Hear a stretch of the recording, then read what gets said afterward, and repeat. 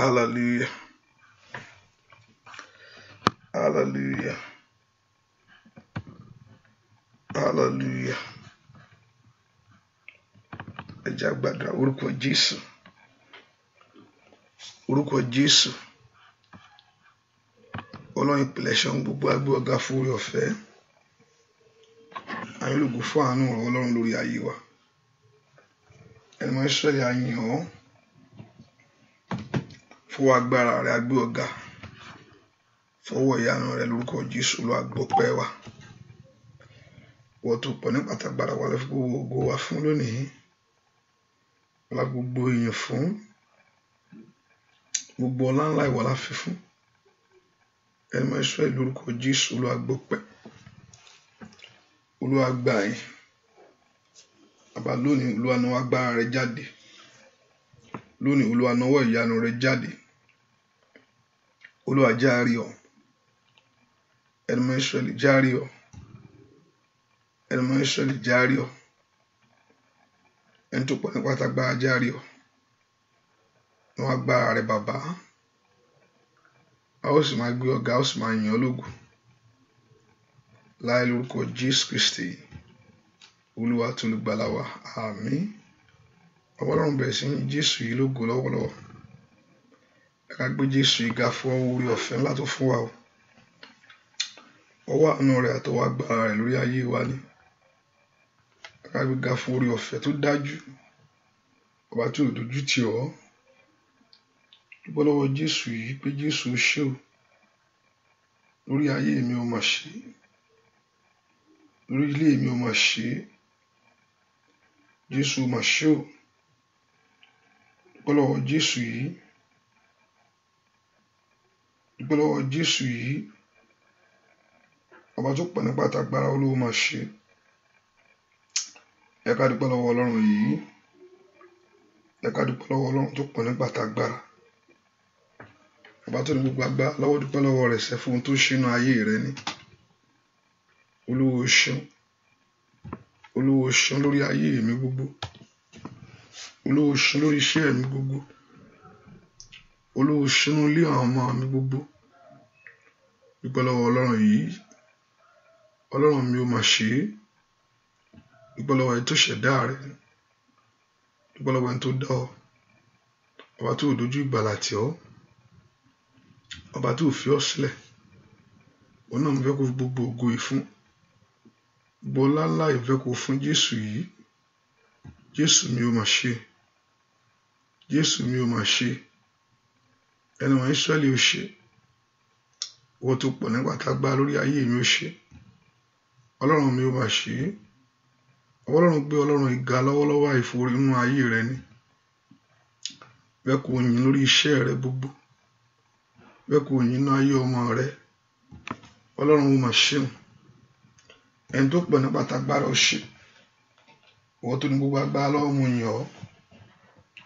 Ìwọ tó ní gbogbo agbára lọ́wọ́ mo gbé ọ̀gá. Ìwọ tó jẹ́ agbára fún mi.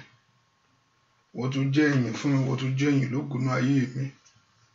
Ọba tó dúró táwọn tiẹ̀. Jẹ́ ká fi gbogbo ògo fún Ọlọ́run yìí pé ó ṣé o.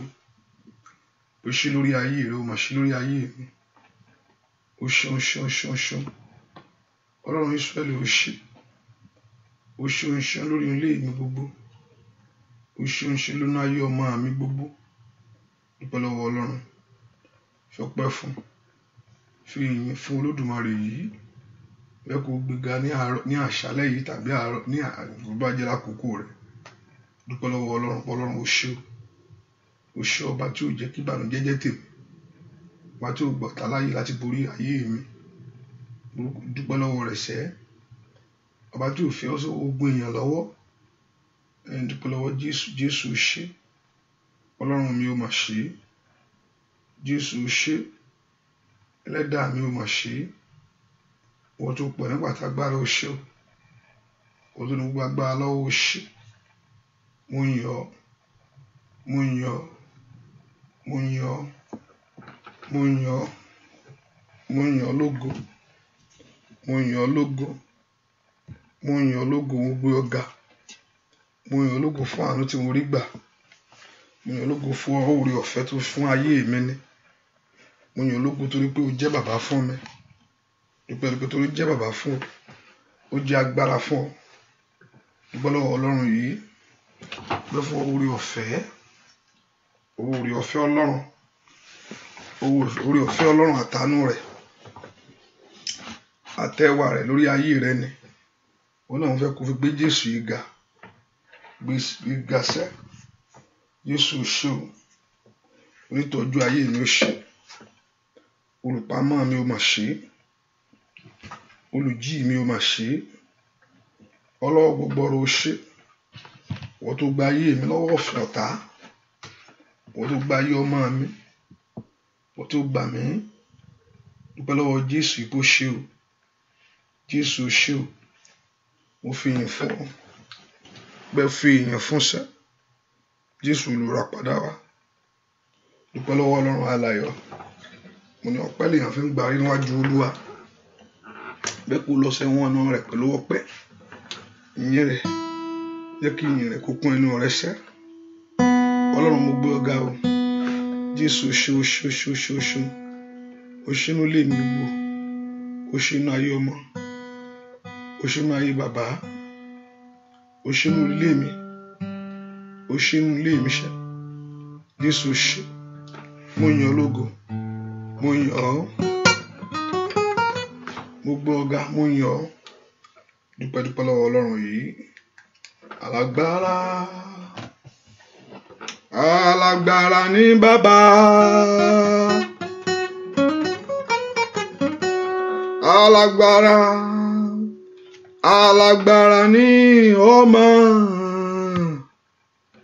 alágbára ni ẹ̀mí mímọ́, alágbára ni mẹ́ta lọ́kan. Dúpẹ́ lọ́wọ́ ta ló dàbí Ọlọ́run mi? Ta ló dàbí Ọlọ́run mi? Ló dàbí Ọlọ́run gbogbo àgbáyé, tó ṣèlérí tó múlẹ̀ iṣẹ́. Ta ló dàbí Ọlọ́run mi? Ta ló dàbí Ọlọ́run mi? Ta ló dàbí Ọlọ́run gbogbo àgbáyé, ó ṣèlérí tó múlẹ̀ iṣẹ́. Dúpẹ́ lọ́wọ́ Ọlọ́run aláìṣẹ. Ta ló dàbí sẹ́ Ọlọ́run mi o? Ta ló dàbí ẹlẹ́dàá mi? Ta ló dàbí Ọlọ́run gbogbo àgbáyé, ó ṣèlérí tó múlẹ̀ iṣẹ́. Ta ló dàbí Ọlọ́run mi? Dúpẹ́ lọ́wọ́ rẹ̀. Ta ló dàbí Ọlọ́run mi? Ta ló dàbí Ọlọ́run gbogbo àgbáyé, ó ṣèlérí tó múlẹ̀ iṣẹ́. Ẹgbẹ́ga, ẹgbẹ́ga, ẹgbẹ́ga, ẹgbẹ́ga, ẹgbẹ́ga, ẹgbẹ́ga, óyá óyá o, ọba onílé ayọ̀. Ẹgbẹ́ga, ọba ẹlẹ́rù ni. Ẹgbẹ́ga, óyá óyá óyá o, ẹgbẹ́ga, ẹgbẹ́ga, ẹgbẹ́ga, ẹgbẹ́ga, ẹgbẹ́ga, ẹgbẹ́ga, óyá ọba onílé ayọ̀. Ẹgbẹ́ga, ọba ẹlẹ́rù ni. Ẹgbẹ́ga, mo gbé ọ̀gá, mo gbé ọ̀gá, mo gbé ọ̀gá, ọba tó tó bẹ́ẹ̀. Mo gbé ọ̀gá, mo gbé ọ̀gá, mo gbé ọ̀gá, kábíyèsí, ọba onílé ayọ̀. Ẹgbẹ́ga, ọba ẹlẹ́rù ni. Ẹgbẹ́ga, bóyá dúpẹ́ kẹsàn. Ẹgbẹ́ga, ẹgbẹ́ga, ẹgbẹ́ga, lórí ilé rẹ ni. Ẹgbẹ́ga, ẹgbẹ́ga, ẹgbẹ́ga, lórí ọmọ rẹ ni. Ọba onílé ayọ̀. Ẹgbẹ́ga,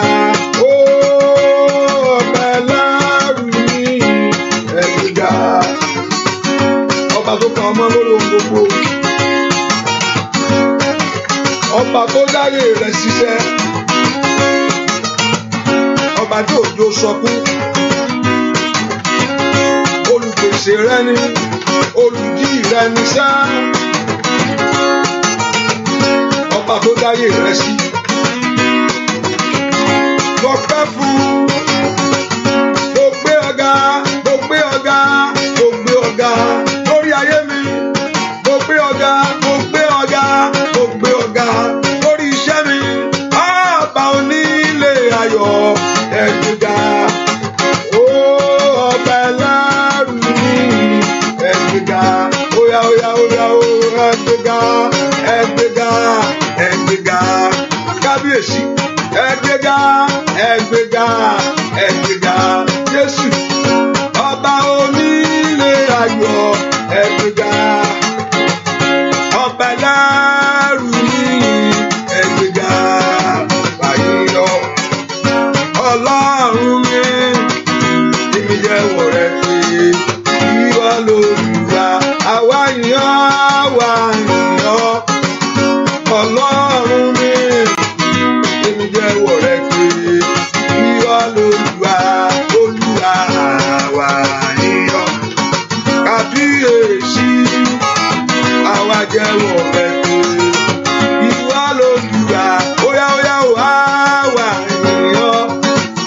Bàbá ẹlẹ́dàá mi, èmi jẹ́wọ́ rẹ pé ìwọ l'Olúwa, ìwọ l'Olúwa, àwa yìn ọ́. Ọlọ́run mi, èmi jẹ́wọ́ rẹ pé ìwọ l'Olúwa, èmi yìn ọ́. Bàbá ẹlẹ́dàá mi, èmi jẹ́wọ́ rẹ pé ìwọ l'Olúwa, l'Olúwa àwa yìn ọ́.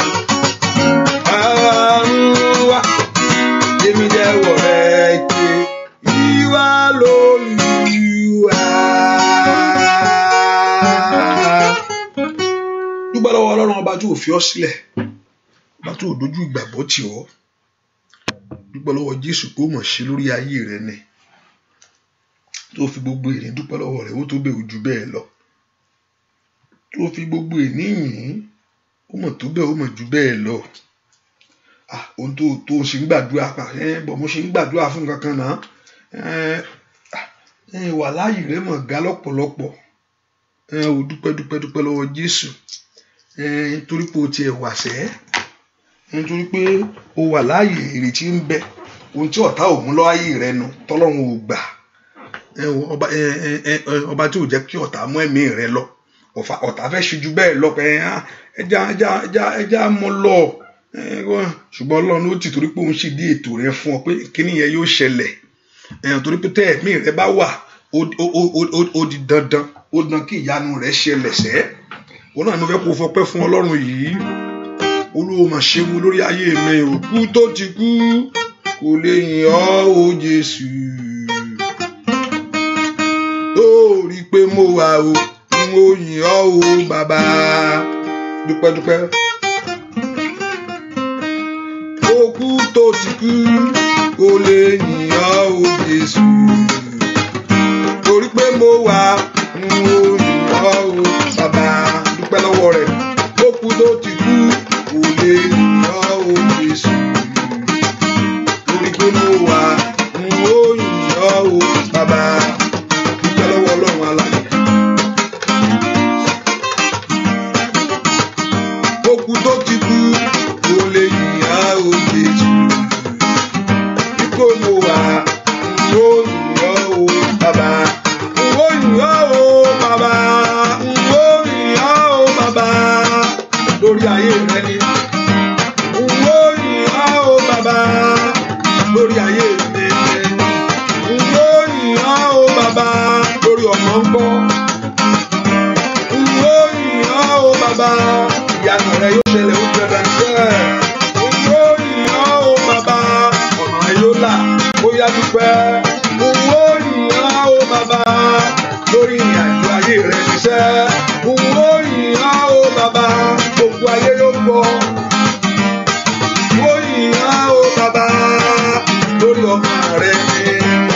Mo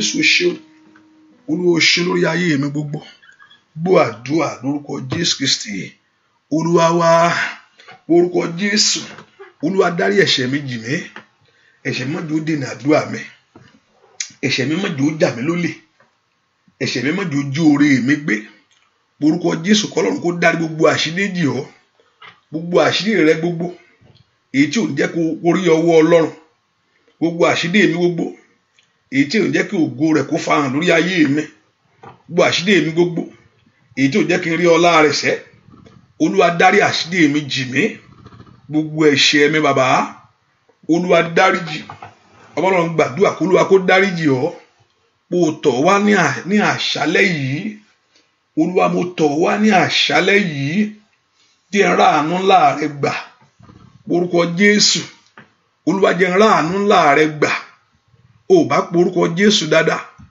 Olúwa jẹ́ kí n rí àánú ńlá rẹ gbà àánú rẹ lórúkọ Jésù kó tọ̀ mí wáṣẹ́ Olúwa ṣàánú lórí ayé mi ni Ọlọ́run lanu kó gbàdúrà àánú rẹ mò ń fẹ́ ẹ mọ́ ṣàánú mi ni orúkọ Jésù kó ṣàánú fún ọ Olúwa ṣàánú fún mi Olúwa ṣàánú fún mi Olúwa ṣàánú fún mi Olúwa ṣàánú lórí ayé mi gbogbo Olúwa ṣàánú lórí iṣẹ́ mi ayé mi jó ráàánú gbà ilé mi jó ráàánú gbà orúkọ Jésù kó ayé rẹ kó rí àánú gbà o Olúwa jẹ́ ráàánú rẹ gbà lórí ayé mi jẹ́ rí gbà lórí iṣẹ́ mi jẹ́ rí gbà ní ayé ọmọ mi jẹ́ rí gbà jẹ́ ráàánú gbà Olúwa ṣàánú fún mi nú àwọn tí ó ṣàánú fún Olúwa kà mí mọ́ wọn orúkọ Jésù ó yá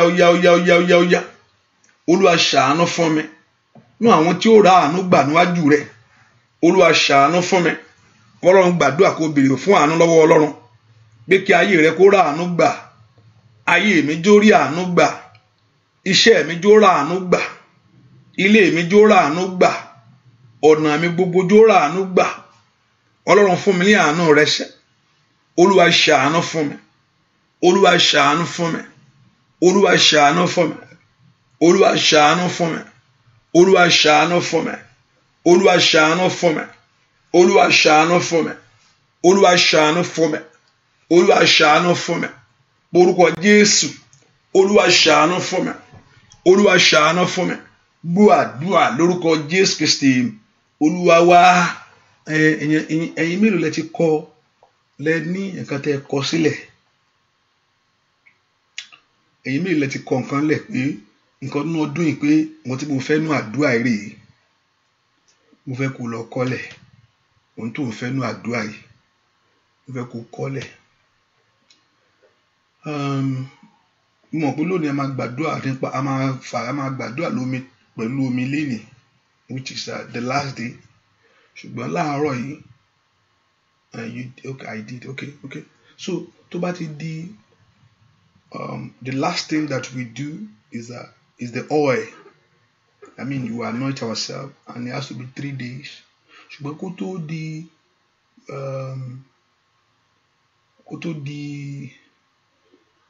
tó di ká tó pàdé àdúrà yìí which is another for 7 days again mo fẹ́ kó ohun tó mú kalẹ̀ ohun tó kádùá tó parí ẹnìkan bèèrè lọ́mí lẹ́nu pé when is the I should tell us the time of the fasting my idea I will let us know.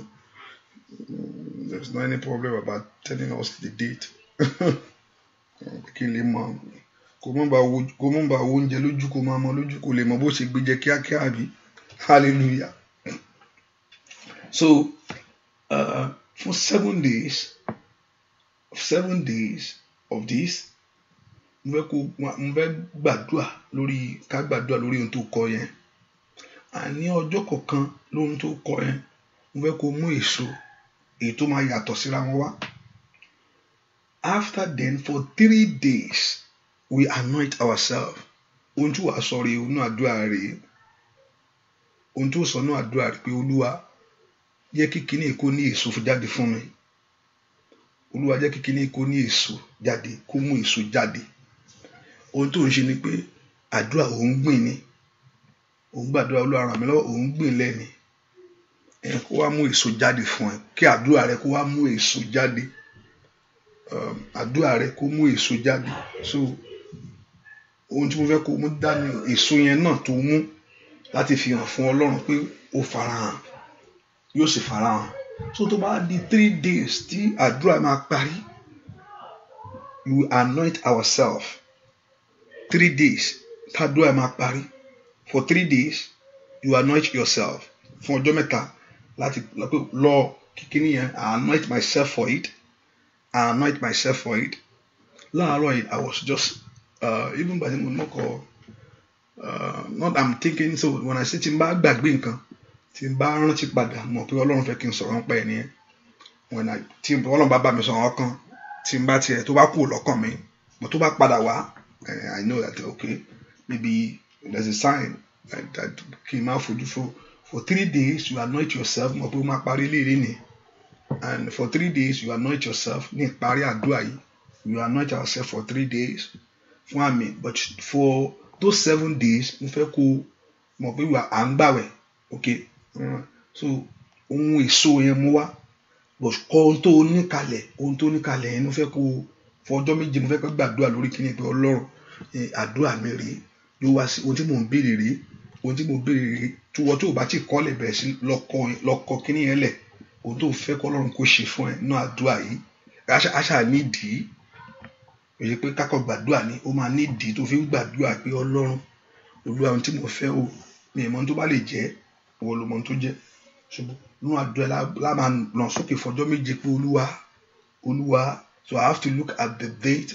For 7 days we lift our voice to God, and for 3 days we anoint ourselves for it. I mean the anointing of God over your life for that very thing. So ọmọ fẹ́ kó ṣe ni pé ní ọjọ́ méjì tá a bá ń gbàdúrà yẹn, ó fẹ́ kó mú ohun tó yàtọ̀. Thank God, ó fẹ́ kó mú ohun tó yàtọ̀, èso tó yàtọ̀ wá. You can bring different kind. Ṣùgbọ́n make sure pé in that 7 days you have different kind of different fruit. Different kind of different fruit. Different kind. But kí ni lè has to do with the prayer? Báwo lè ṣe wá jẹ́ pẹ̀lú àdúrà? Tó kọ̀ ṣe kò wíyá ìyanu àṣẹlẹ̀ náà. Hallelujah. Not much to explain to you. Báwo lè ṣe wá ṣe pẹ̀lú àdúrà? That's up to you. Hallelujah. Kò sọ́wọ́ rẹ nù, kò sí ọkàn. Hallelujah. So ṣáà ìlú gbàgbọ́ rẹ, ṣàdúrà náà ni pé Ọlọ́run jọ̀ọ́ jẹ́ kí ayé mi kó ní èso, jẹ́ kí èso àdúrà yìí kó farahàn fún mi. Mọ̀ pé ìyanu á sì ṣẹlẹ̀. Kò sí gbàgbọ́ bá ń gbàdúrà yìí tó àwọn èèyàn òkè ní ẹ̀rí, ó dẹ̀ kí ẹ̀rí tiẹ̀ kó wá kàn wọ́n lókù o. Bẹ́ẹ̀ ni mọ̀ pé kò sí gbà ìbẹ̀rẹ̀ ọdún yìí képe Ọlọ́run. I always receive testimony that Ọlọ́run ṣe ó wá kù ọ́ lókù, tèmi ló wá kù báyìí. That's what it is. Tiẹ̀ ló kù. Tó pé ọ̀pọ̀lọpọ̀ ní ọ̀sán Ọlọ́run ti ṣe ilé fún mi, Ọlọ́run ti dá mi lóhùn, Ọlọ́run ti dá mi lóhùn, Ọlọ́run ti dá mi lóhùn. Arábìnrin kan mo rí gbogbo ọmọ wọlé ń jọ ọmọ náà mo wọlé ọmọ tẹ tó ń gbàdúrà fún ọmọ ẹ rèé. Mi mọ̀ ọmọ yẹn náà ni ọmọ tó ń gbàdúrà fún, ọmọbìnrin lọmọ náà, ọmọ tó ń gbàdúrà Ọlọ́run ṣàyà lóhùn. Tiẹ̀ náà ló wá kú kọ́ Ọlọ́run kò ṣe fún ọ. Bẹ́ẹ̀ kó porúkọ Jésù. Olúwa mo gbé ayé mi dé, mi látọ̀lá lọ́wọ́ máa gbàdúrà sí èso mi sọ bẹ́ẹ̀ o. Màá announce ṣùgbọ́n ṣàlọ́kọ̀ àdúrà ẹlẹ̀. So when I announce the date, I know it's for 7 days. So I need to sit down and look at it for 7 days, and 3 days you anoint yourself. 3 days, 7 days you lift your voice before the Lord concerning your request, and 3 days you anoint yourself. Hallelujah. Kó porúkọ Jésù. Olúwa mo dé lónìí, jẹ́ n rí ìyanu agbára. Olúwa mo dé lónìí, jẹ́ kí n rí ìyanu rẹ bá mi pàdé. Èṣù má jò jà mí lólè orí mi. Ẹ̀ṣẹ̀ má jò jà mí lólè orí mi. Èṣù má jò jà mí lórí orí mi. Kí ọ̀tá má jà ọ́ lólè orí ayé rẹ. Èṣù má jò jà mí lólè. Agbára ènìyàn má jò jà mí lérè.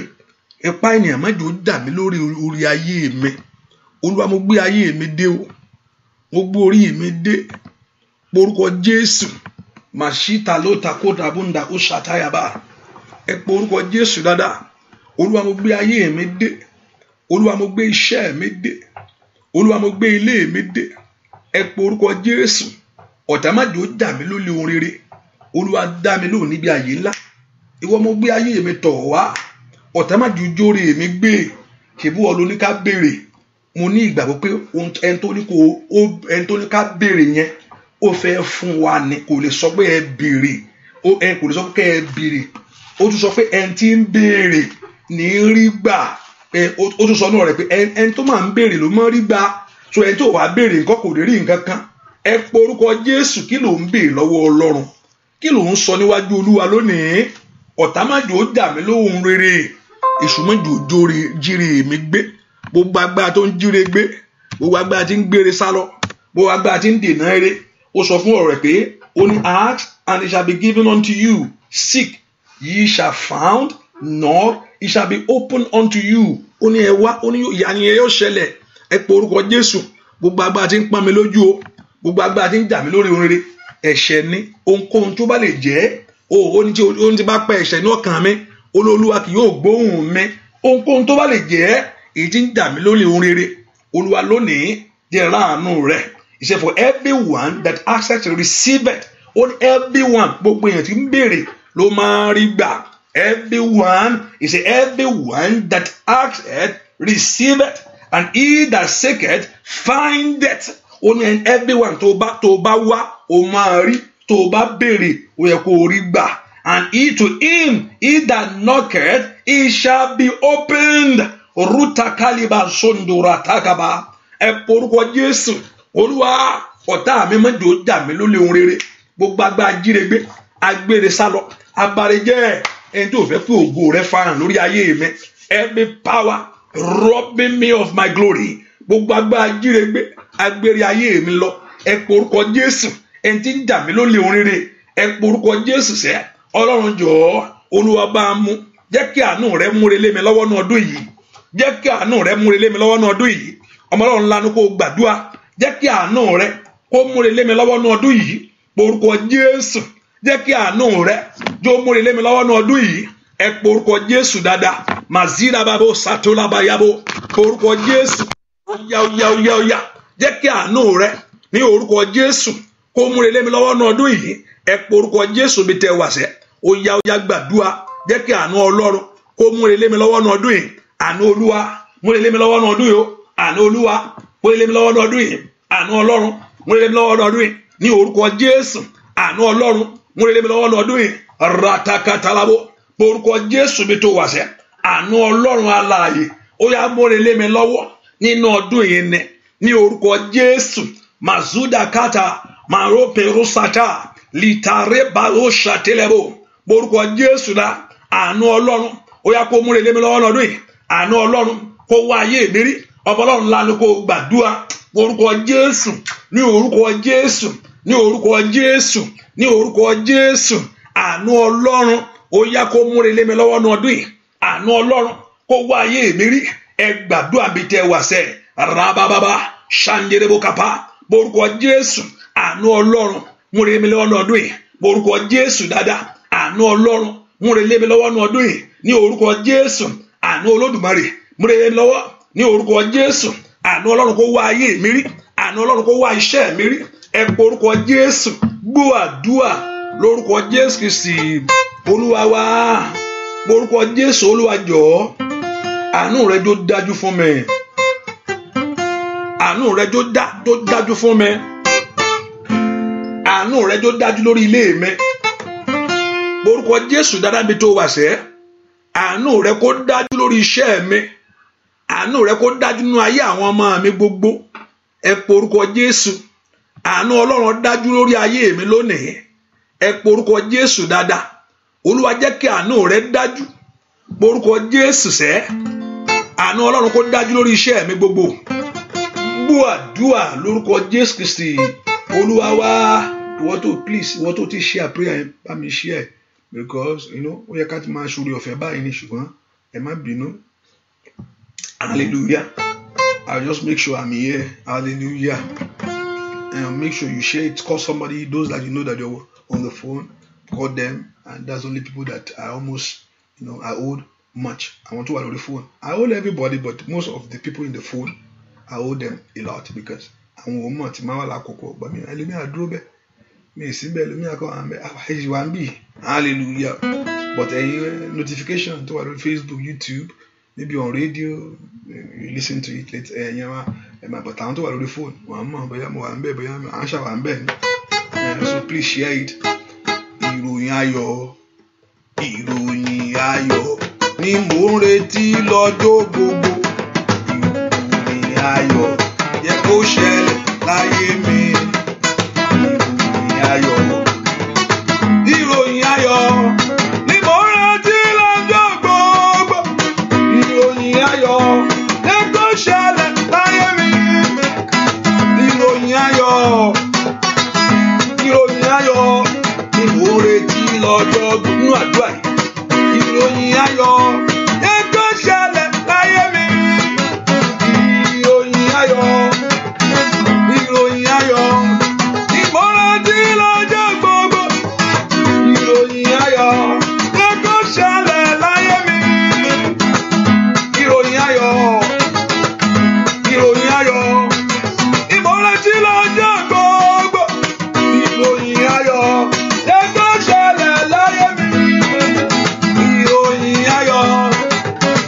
Ìròyìn ayọ̀ àti lọ́jọ́ gbogbo. Ìròyìn ayọ̀ yẹ kó ṣẹlẹ̀ láyé mi. Ìròyìn ayọ̀ ni mo gbọ́ létí mi. Èmi á dára, èmi kò ní ìṣòro ṣe. Mo gbọ́ o. Ìròyìn ayọ̀ lórí ayé mi sẹ́. Ìròyìn ayọ̀ ni mo gbọ́ nílé mi. Èmi á dára, èmi kò ní ìṣòro ṣe. Mo gbọ́ o. Ìròyìn ayọ̀ lórí ilé rẹ̀ ni o. Ìròyìn ayọ̀ ni mo gbọ́ létí mi. Èmi á dára, èmi kò ní ìṣòro ṣe. Mo gbọ́ o. Ìròyìn ayọ̀ óyá ìròyìn ayọ̀ lórúkọ Jésù. Gbogbo ayé yóò gbọ́ inú ilé mi. Óyá ìròyìn ayọ̀ lórúkọ Jésù. Gbogbo ẹbí yóò gbọ́ inú ilé mi. Ìròyìn ayọ̀ lórúkọ Jésù. Gbogbo ayé yóò gbọ́ lórí ilé mi. Óyá ìròyìn ayọ̀ lórúkọ Jésù. Óyá gbogbo ẹ̀mí yóò gbọ́ lórí ilé mi. Ìròyìn ayọ̀ lórúkọ Jésù. Gbogbo ayé yóò gbọ́ lórí ilé mi. Óyá ìròyìn ayọ̀ lórúkọ Jésù. Gbogbo ayé yóò gbọ́ inú ilé mi. Lórúkọ Jésù sẹ́. Ayé kò gbọ́ sẹ́. Lórúkọ Jésù sẹ́. Ó ṣẹlẹ̀ nínú ayé rẹ ni. Gbogbo ìbéèrè rẹ, gbogbo àjọkàn rẹ, Olúwa kó dáhùn. Ìròyìn ayọ̀ lórúkọ Jésù.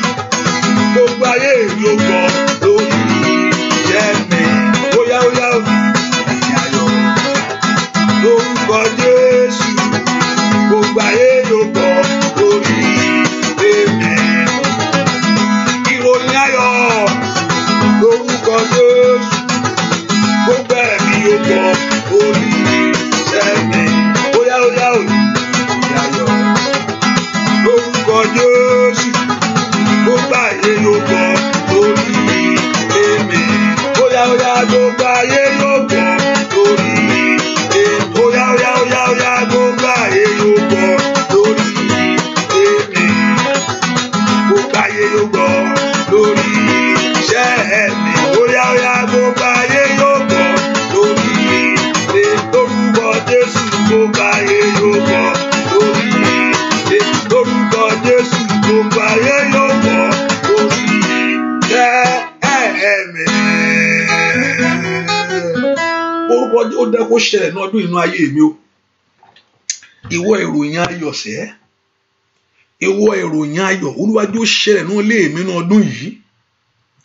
Ìròyìn ayọ̀ ìròyìn ayọ̀ jó ṣẹlẹ̀ nínú ilé mi sẹ́ nínú ọdún Olúwa mú ìròyìn ayọ̀ ṣẹlẹ̀ gbogbo tí mò ń retí gbogbo tí mò ń béèrè Olúwa jó ṣẹlẹ̀ agbára dín lọ́wọ́ agbára dènà ẹni ó ní ẹni tí ń béèrè ní rí gbà orúkọ ó ní ẹni tí ń béèrè ní rí gbà wọn lọ́rùn mo béèrè fún àṣeyọrí nínú ọdún yìí ó ní ẹni tí ń béèrè ní rí gbà Olúwa mo béèrè fún ìtẹ̀síwájú rere ó ní ẹni tí ń béèrè ní rí gbà Olúwa mo béèrè fún ohun ògo ńlá lórí ayé mi ni àwọn orúkọ Jésù ṣe bó ló sọ ní ọ̀rọ̀ rẹ̀ pé ó ní ẹni tí ń béèrè ní rí gbà Olúwa dá mo béèrè lónìí fún àṣeyọrí lára ayé mi Olúwa mo béèrè fún oore nínú ayé mi ni ọmọ Ọlọ́run lanu kó gbàdúrà kó sọ fún Ọlọ́run ó sọ ní ọ̀rọ̀ rẹ̀ fún mi pé ẹni tí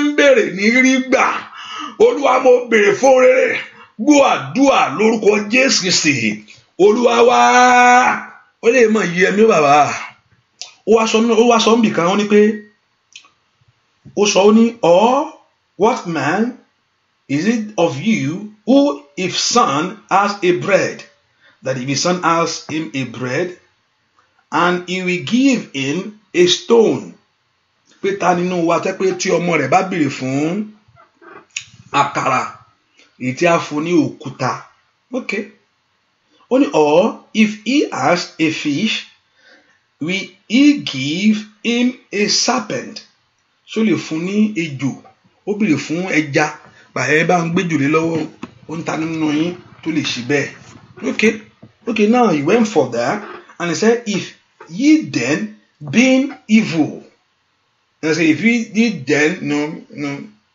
being evil that means we are not God we are not perfect if you being evil it's not that he is calling us an evil person what he's saying that we there's tendency we act another way that means you are not evil that everyone is not evil but if you then being evil know how to give I mean he put the standard of God more higher than ourselves if we then being evil that means the standard of God is more higher than our standard so because God always doing right so we as a human being sometimes we act funny sometimes a man ṣe nǹkan tó lòdì no if we then being evil know to give good gifts náà ìgbà tó mọ́ ń béèrè àkàrà tó gbà ń béèrè ìjòyè ọmọ yẹn o àkàrà ló yẹ òkúta ò yẹ nǹkan tó yẹ rè ṣe he's telling us he say you know how to give good gifts to your own children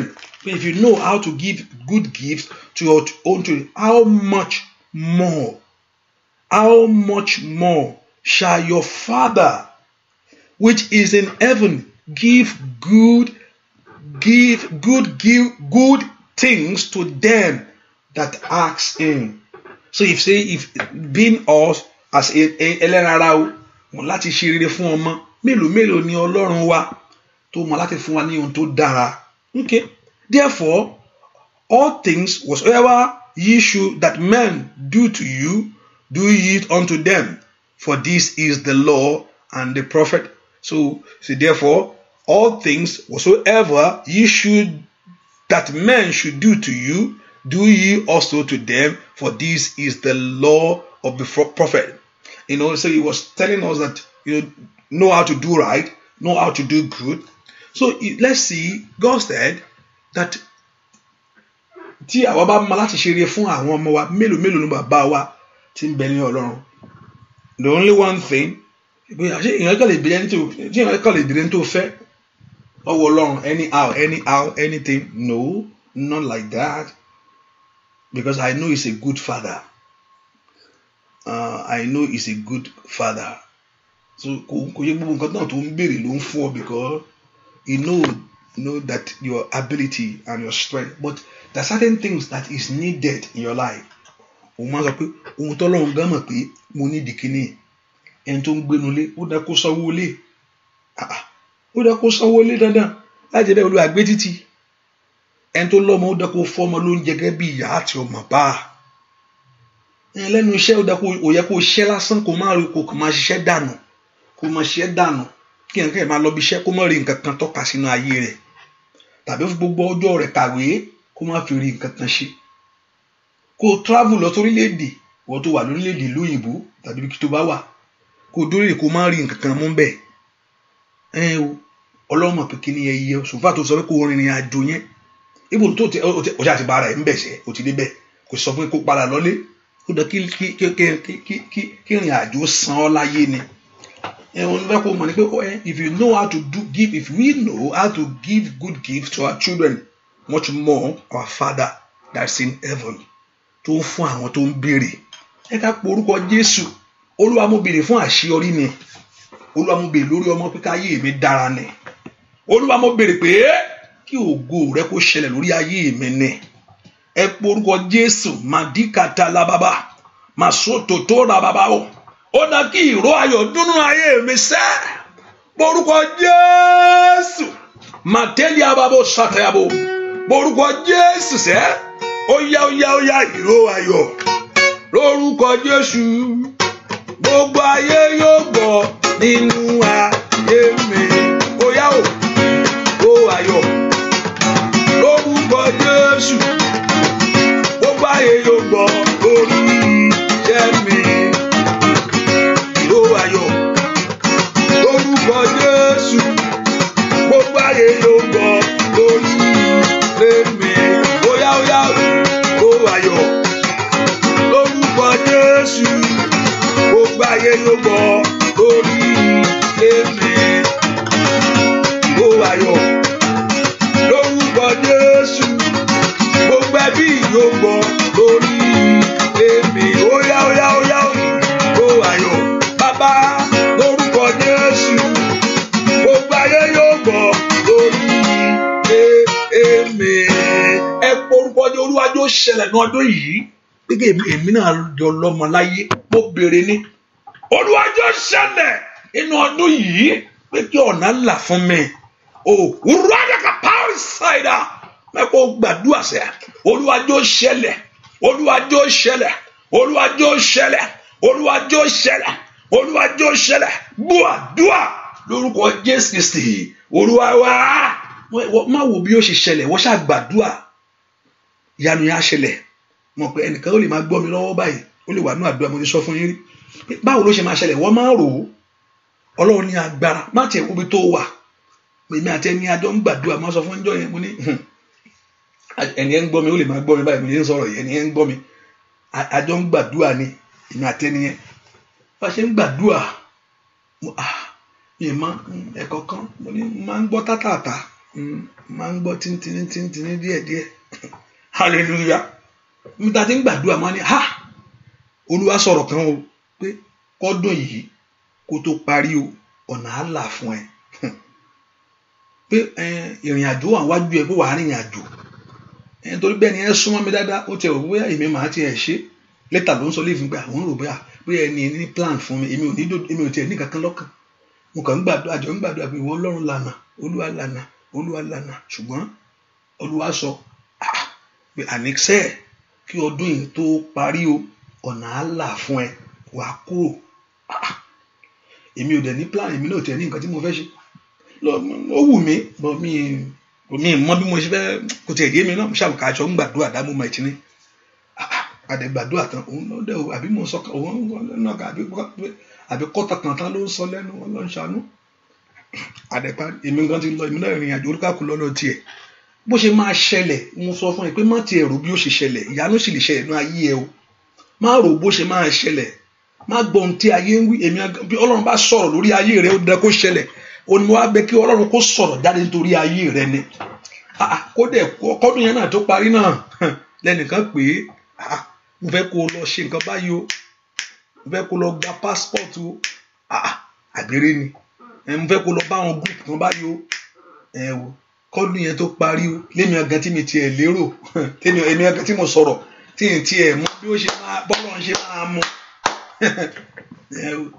kọ́dún yẹn tó parí ó rìnrìn àjò yẹn ìyanu yẹn ṣẹlẹ̀ ìdí mo fi sọ eléyìí fún wọn ni pé ìwọ gan máa rò ó bó ṣe má wo ọra rẹ pé wọ́n mà ní pé báwo mo ṣe máa lóyún mi máa rọ́kọ wọ́n dẹ̀ ní máa bímọ kò sọ́kọ ṣùgbọ́n má ti ẹ̀ rò ó nǹkan tí mo fi sọ̀rọ̀ fún ẹ má rò ó wọ́n ní pé wà níṣẹ́ máa rò ó bàbá mi tiẹ̀ níwèé ìgbélu tí ń fi ṣiṣẹ́ mo ní máa rò ó ṣùgbọ́n tí Ọlọ́run bá fọhùn jáde nítorí ìrẹsẹ̀ ó ní ìwòyí ọ̀la ó ní ìwòyí ọ̀la ó ní Samaria ó ní ìyàn yóò di oúnjẹ yóò di ọ̀pọ̀ gbogbo èèyàn pé báwo lélẹ́yìí ó ṣe ṣẹlẹ̀ gbogbo èèyàn wò pé báwo lélẹ́yìí ó ṣe mú ṣùgbọ́n Ọlọ́run mọ̀ ṣe gẹ́gẹ́ bó ṣe sọ mo ní gẹ́gẹ́ bó ṣe sọ nínú ayé rẹ̀ mo fẹ́ kó ṣe bẹ́ẹ̀ ẹ porúkọ Jésù àní nínú ọdún yìí Olúwa jọ̀ọ́ ṣẹlẹ̀ oore tí mo bèrè ṣe èmi ò mọ bí ó ṣe ṣe mo ní má rò bí ó ṣe ṣe ṣùgbọ́n ìwọ ni kò wí tiẹ̀ fún kó o sì gbàgbọ́ Olúwa jọ̀ọ́ fọhùn jáde lórí ayé mi jẹ́ ó ṣẹlẹ̀ ọ̀nà àbáyọ mi jẹ́ ó là rí pàṣọtàyàgbà ọ̀nà àbáyọ ayé mi o mo fẹ́ kó là ní ndàlẹ́bọ̀ sọ́ndọ̀rọ̀ sátàlẹ́ àbọ̀kọ̀ payàbà mayade àbọ̀kọ̀ mprado sọ́ndọ̀rọ̀ sọ́tọ̀lẹ̀ kàtàlẹ́ àbọ̀ bẹ́ẹ̀ kó porúkọ Jésù mi tó wà sẹ́ ọ̀nà àbáyọ mi jẹ́ ó là nọ́dún yìí ọ̀nà àṣeyọrí mi jẹ́ ó là sẹ́ bẹ́ẹ̀ kó porúkọ Jésù Olúwa jọ̀ọ́ ṣẹlẹ̀ mo fẹ́ kó ṣẹlẹ̀ ní ayé mi ni ẹ̀yin ogun ọ̀run ẹ fọhùn jáde ẹ fọhùn agbára jáde ẹ fọhùn agbára jáde ẹ fọhùn agbára jáde ẹ fọhùn agbára jáde ẹ fọhùn agbára jáde ẹ fọhùn agbára jáde ó yá gbọ́ àdúrà lórúkọ Jésù Kristi Olúwa fẹ́ kó Ọlọ́run kó fọhùn lórí ọ̀rọ̀ rẹ̀ bó ń tí Ọlọ́run bá ti fọhùn ó dẹ̀nà kí ó ṣe é níjọ́ kan mò ń wá nǹkan kan and it was so difficult èmi ẹgbẹ́ mi wò pé báwo ni ṣe máa ṣẹlẹ̀ èmi ẹgbẹ́ mi wò mo wò títí pé báwo lélẹ̀ ṣé ìtìjú kọ́ lélẹ̀ bá ṣùgbọ́n nígbà tí Ọlọ́run bá fọhùn kọ́lọ́run fọhùn kò lè parọ́ mo ní tí Ọlọ́run bá fọhùn jáde nǹkan tó need kọ́lọ́run kó sọ̀rọ̀ jáde lórí ohun tó need tó bá ti sọ jáde ìyanu á ṣẹlẹ̀ Ọlọ́run sọ wọ́n ti ṣèlérí fún mi pé màá ṣe rere ṣùgbọ́n mi kì í níyàwó gba àwọn ìlérí yẹn ò tí ì ṣẹlẹ̀ mo ní tí Ọlọ́run bá dìde láti ṣe nǹkan kan nú ayé ẹ tó bá fọhùn jáde yàtọ̀ sí ọ̀rọ̀ pé ó ń sọ lérí fún ẹ ìlérí lè wà ṣùgbọ́n tọ́lọ́run bá dìde pé this is this pé ní ọ̀la ìyanu máa ṣe ẹnu ayé ẹ kò sí nǹkan tó máa mú kúrò ìwọ gan ọ̀rọ̀ yẹn ti gbà tí ọ̀rọ̀ yẹn bá ti jábọ́ kò gbúdọ̀ padà mọ́ bó ṣe ń gbọ́ lérí ìlérí ló ṣe ń gbọ́ ṣùgbọ́n tọ́lọ́run bá sọ̀rọ̀ jáde pé àkókò ti tó àkókò yanu tó bá wí jáde fún ọ o lè má gbọ́ ìlérí pé Ọlọ́run sọ pé òun fẹ́ ṣèlérí nínú ayé mi ṣùgbọ́n nígbà tọ́lọ́run bá fọhùn àṣẹ jáde àṣẹ pátá ìwọ gan kó tó mọ̀ wá bára ẹnu ẹ̀ ó dán kó báwo ṣe mọ̀ báwo Isaiah chapter 55 báyìí yẹn ó fi mọ̀ pé ó ní kò sí ọ̀rọ̀ tó sọ jáde èyí tí ó padà gbogbo lè tó ṣe ń gbọ́ yẹn ò ń gbọ́ lérí ni arábìnrin yìí wàá bímọ wàá ṣe kíní kan ìlérí ló ṣe ń gbọ́ òsì ní kú sínú oko ìlérí yẹn ṣùgbọ́n tí Ọlọ́run bá fọhùn jáde pátápátá tí Ọlọ́run bá fọhùn ó ní for as the rain cometh down as snow from the heaven and return either the water on the earth make to bring forth the born and make it he gives seed to the sower and a bread to the eater. Isaiah chapter 55 verse 10. So shall my word be that goeth forth out of my mouth. It shall not return to me void. Tọ́lọ́run bá ti fọhùn jáde pé arábìnrin nínú ọdún ìwà bímọ. Jẹ́ pé Ọlọ́run fọhùn jáde kó fọhùn yányán jáde. Wà bímọ o kó lọ́kọ ọkọ awẹ́ orí. Tó lọ́kọ ọkọ awọ orí o. Ẹnìkan mo sọ ńjọ́ kan mo ní lọ́dún yẹn ẹ máa marry. Ó wò títí rà ẹnìkan pàdé ẹgbẹ́ àmà fẹ́ o. Wá pé mi àṣẹ kó ohun tó ẹnìkan máa ń lé òun káàkiri bọ́ wọn fẹ́ òun dandan ṣá mo ní I don't know èmi kan tó sọ pé lọ́gbà pé ẹ̀ẹ́dì sùúrù ni o ọkùnrin sọ pé òun máa fẹ́ mi o pé kò sí nǹkan tó máa ṣe pé òun ti rẹ́dì báyìí ni pé òun máa fẹ́ mi ni òun máa fẹ́ òun èmi kan tó tún fọ̀rọ̀ lọ padà pé èmi kan sọ pé ẹ ronú sọ̀rọ̀ yìí díẹ̀ ni o ẹ ronú sọ̀rọ̀ yìí díẹ̀ ni o hallelujah gbà tí Ọlọ́run bá fọhùn jáde ó ju èèyàn gan lọ fún ara rẹ̀ tí Ọlọ́run bá ti fọhùn jáde ó ju èèyàn ó ju wọ́ gangan lọ ìwọ gan ó ju ọ lọ tọ́lọ́run ó ní ọ̀rọ̀ yẹn ò ní pálí ẹ mú ṣáá ni tí ọ̀rọ̀ Ọlọ́run bá ti onífẹ́ kọ́ Ọlọ́run kó fọhùn jáde mímí sọ pé kó ṣèlérí fún mi pé á dáa fún ẹ àní kó pé lẹ́nìí ìyanu ṣẹlẹ̀ kò sẹ́ni tó lè ọ̀tá kankan ò lè mú mo ní wọn pé arise o God tí ọlọ́run bá ti dìde tí mo sọ tọ́lọ́run bá dìde pé mo dìde o gbogbo lè tó sì ń gbàdúrà mo ń gbàdúrà mo ń jẹ́ kí ní gan ọlọ́run ò tí ì dìde nìyẹn kò tí ì dìde níjọ́ tó bá dìde ogun ayé kan ni ogun ọ̀tá kan ni ogun èṣù kan ni gbogbo wọn yóò pa lọ́lọ́ ni tara wọn akó tara kó máa pa ní wọn máa kó yányá gbogbo wọn yóò dákẹ́ ni ẹ porúkọ Jésù olúwa fáwọn agbára jáde olúwa sọ̀rọ̀ jáde lórí ayé mi lónìí sọ̀rọ̀ ìṣẹ́gun jáde olúwa fáwọn jáde olúwa fáwọn jáde let God release his word ẹ má fáwọn jáde ó yá ríta tó ń yàrá ṣàtúlàkàtà tó bá fáwọn agbára jáde ó ju ìwọ gangan lọ olúwa fáwọn agbára jáde lórí ọ̀rọ̀ ayé mi fáwọn jáde lisado satoyada manumbrado tekeliabo ó yá borúkọ Jésù olúwa fáwọn jáde olúwa fáwọn jáde olúwa fáwọn jáde ẹ má fáwọn jáde release your word over my situation ó yá fáwọn agbára jáde o ẹ má sọ orúkọ Jésù rí tatayabo ó yá fọyún jáde àmọ́ràn gbàdúrà ó fọyún jáde ó yá gbọ́ àdúrà lórúkọ Jésù Kristi olúwa wa Jésù ní pé ìwọ ìjì onídákẹ́jẹ́ kò lè kọ̀hún sí i torí ọ̀rọ̀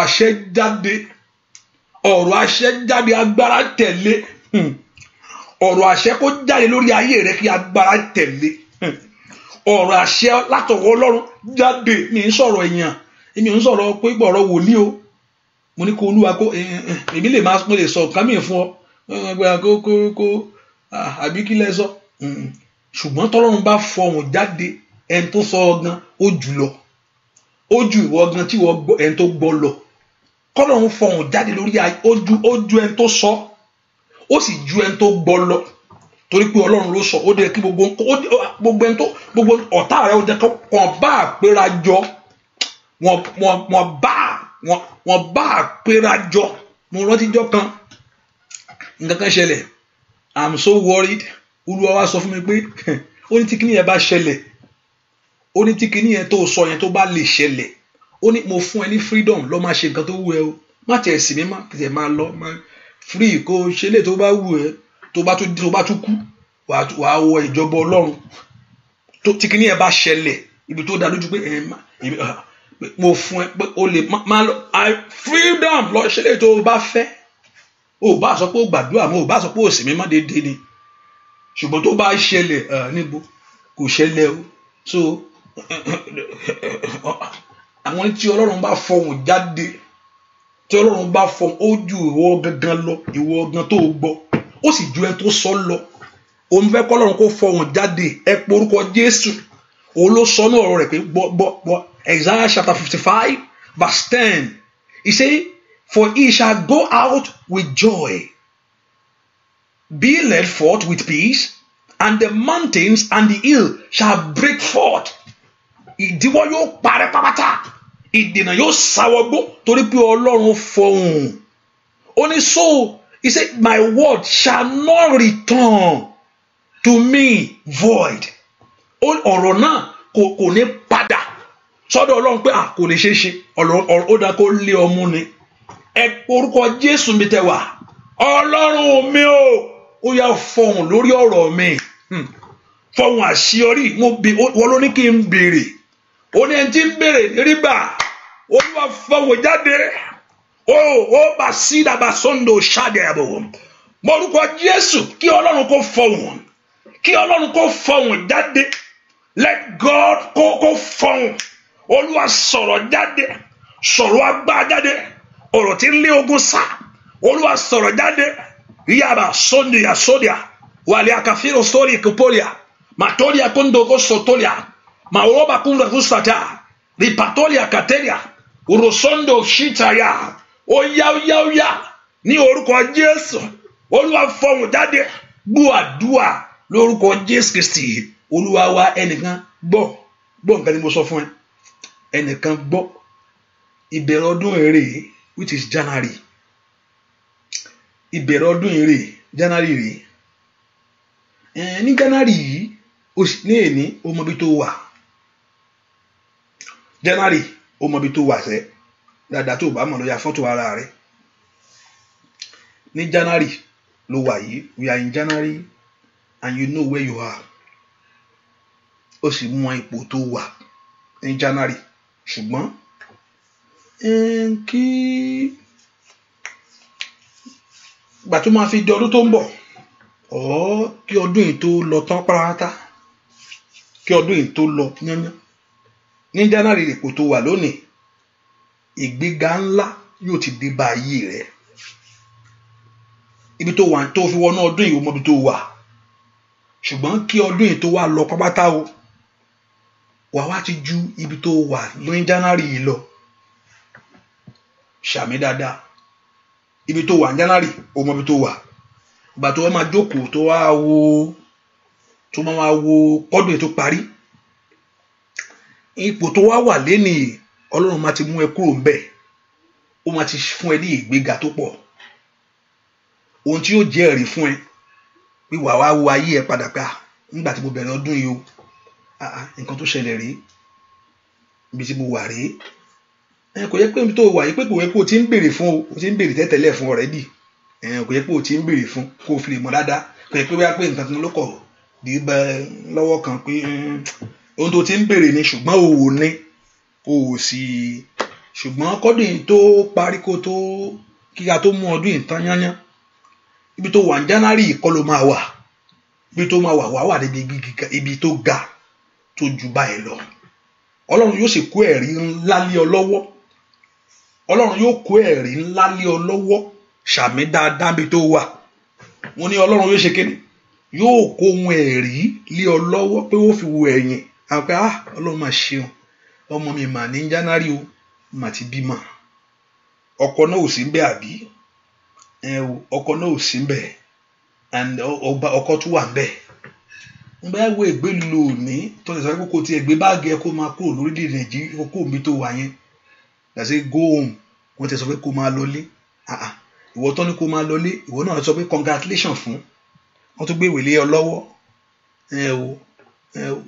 where you are this in January so before you look to the end of the year nígbà kó ṣàmì méje ṣàmì dáadáa ṣàmì yẹn ṣe àmín say that amen 7 times fún pípé Ọlọ́run àmín àmín and you will see yourself beyond where you are you will see yourself ẹnìkan ò tiẹ̀ nílé ò nílé níbi tó wà yìí ò tiẹ̀ níbi ibi tó wò bí ò ní nǹkan tó lè pè nílé ara rẹ̀ mi sọ pé kí n lè rẹ́ǹtì títí o kí n rẹ́ǹtì nǹkan ká mọ̀ sọ ò tiẹ̀ ní nǹkan tó lè pè ní tiẹ̀ ò nílé ò ní nǹkan kan ò lẹ́bí ò ní ẹlé ò ní nǹkan tó pè nílé this is my family ò níyẹn ṣùgbọ́n kólúwa ọdún tó parí sẹ́fún ọ wàá di ẹni tó nílé ẹni tó ní nǹkan tó ń pè nílé bí a kò yí ọ dáadáa wàá di ẹni tó ní wàá di ẹni tó ní ẹnìkan bẹ́ẹ̀ pé kó lọ sí òní padà nú ayé rẹ ni that God return bó ṣe dá ìkó lọ sí òní padà yóò dá ohun rere padà yóò dá ẹ̀tọ́ rẹ padà fún ọ ṣàmì dáadáa ṣàmì dáadáa ṣàmì dáadáa ṣàmì dáadáa ṣàmì dáadáa ṣàmì dáadáa ṣàmì dáadáa ẹnìkan gbọ́ o mo sọ fún ohun tó ń tì ọ́ lójú whatever that has been a shame ìtìjú ni òwò ọgán mọ̀ pé kí ní ìtìjú ni ó ti wá di ìtìjú fún ẹ bólúwa ti ń bẹ bí ẹ̀mí ẹ sì wà kó tó dóṣù kẹfà nínú ọdún yìí ìtìjú yẹn máa parẹ́ pápátá tí wọ́n gan ò ní rí mọ́ ṣàmì dáadáa bí tó wà ṣàmì dáadáa bí tó wà kó tó dóṣù kẹfà nínú ọdún yìí láti mú lọ́dọ̀ oṣù kẹta ìwà ti máa rí ọwọ́ agbára yẹn wà ti máa rí ọwọ́ ìjà láti oṣù kẹta lọ wà máa rí pọ̀ tó kó tó dóṣù kẹfà oṣù kẹta fà tó kó tó tán I'm sorry máa rí kárí ṣáìdà wà á rí ọwọ́ agbára náà wà á rí ọwọ́ agbára yẹn ọlọ́run mú kínní yẹn yóò wá ṣe pípé orí yẹn that will perfect that láti oṣù kẹta wà á máa bẹ̀rẹ̀ sí rí ọwọ́ agbára yẹn wà á rí pé nǹkan kan ṣẹlẹ̀ ọwọ́ agbára ọlọ́run mú ọ jáde ọwọ́ agbára ọlọ́run ó mú ọ jáde ọwọ́ ìyanu ọlọ́run mú ọ jáde oh masaida ọ̀rọ̀ káwọ́ sáìdì káríà bẹ́ẹ̀ ni ó sì rí. Ẹ pé orúkọ Jésù mi tẹ wá. Olúwa jẹ́ kó ṣẹlẹ̀ nú ayé mi sẹ́ ìró ayọ̀ ni. Ó yá ó jẹ́ kí ayé gbọ́ pé mo lọ́mọ láyé o. Mo fẹ́ kó pe orúkọ Jésù. Let them hear it that my doors open. Let them hear it that my miracle happen. Let them hear it.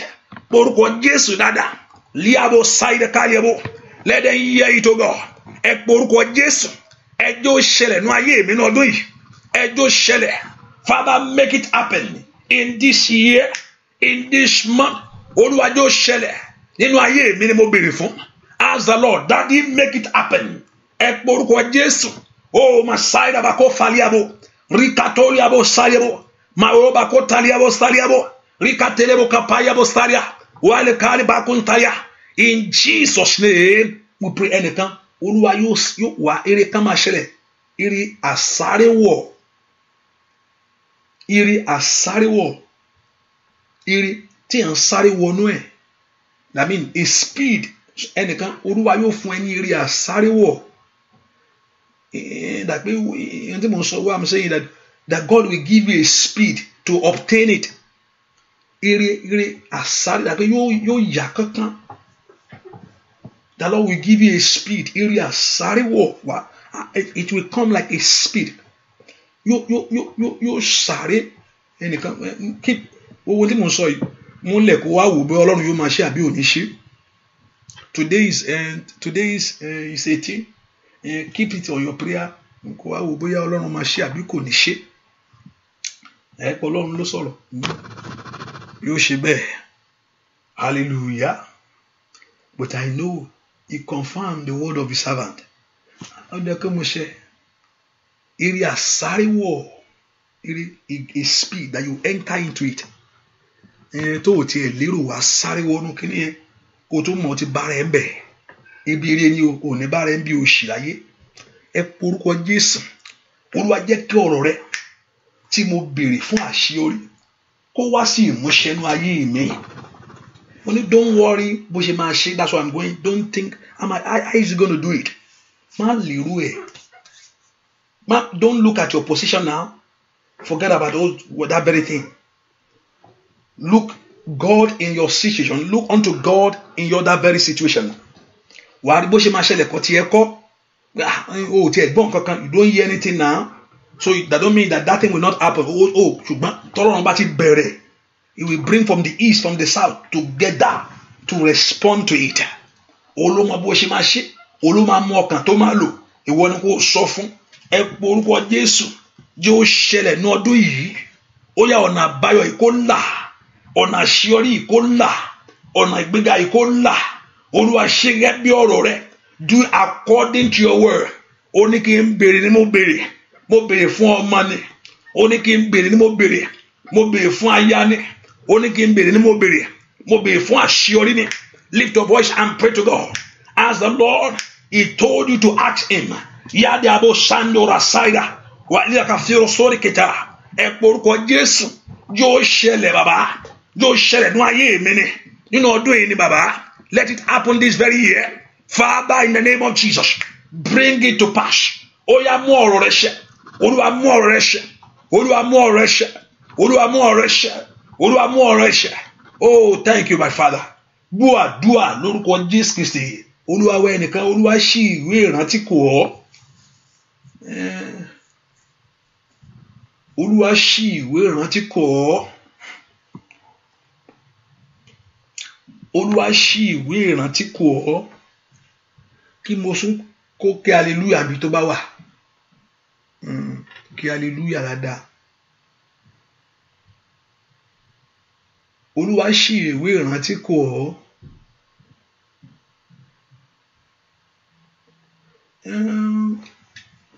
Tó bá rí ohun tó ń sunkún fún.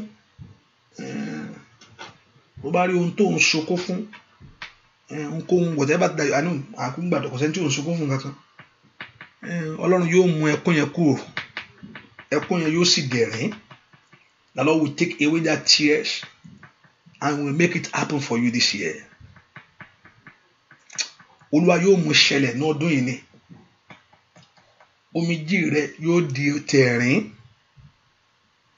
yóò di ti ẹ̀rín. Gbogbo tí ayé ti gbà lọ Olúwa yóò dá padà. Ṣàmì dáadáa.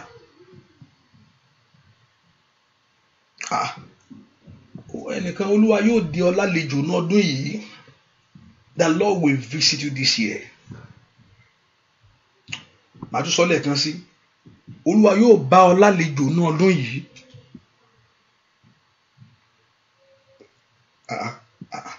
Olúwa yóò bá ọ lálejò. Mo gbọ́